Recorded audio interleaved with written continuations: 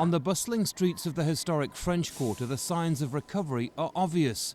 Bourbon Street is once again a tourist hotspot.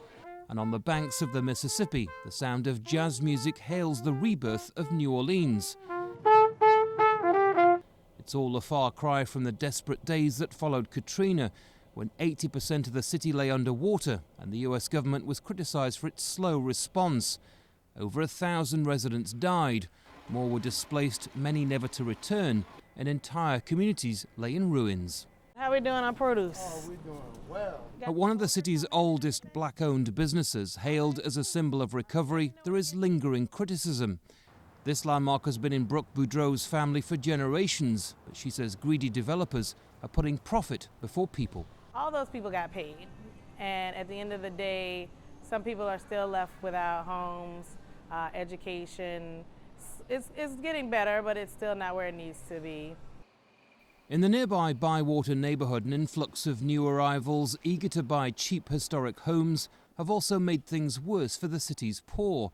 This community is now so expensive that many have been forced out to the suburbs.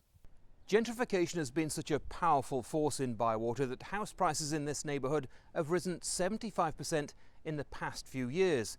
Researchers say that wealth disparity in this city is growing faster than almost anywhere else in the United States. Proof, say campaigners, that New Orleans is now more unequal than it was before Katrina.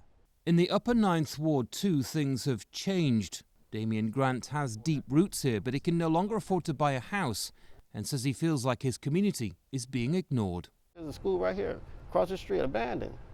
Since, you know, could be open for children come in. It could be a resource center.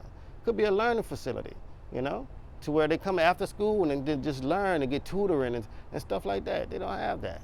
It's clear then that New Orleans still has a long way to go, but even the city's most powerful officials admit that the poor are not being well served. Well, it's not a surprise that people that were hurting more before the storm are hurting more after the storm. This is a universal principle in the United States of America. When it gets hot, the poor get hotter, and when it gets cold, the poor get colder. This with the whole discussion of income inequality. Hurricane Katrina and the authorities' reaction to it remains a shameful chapter in US history, but the inequalities this city is now facing may be its lasting legacy. Andy Gallagher, Al Jazeera, New Orleans, Louisiana.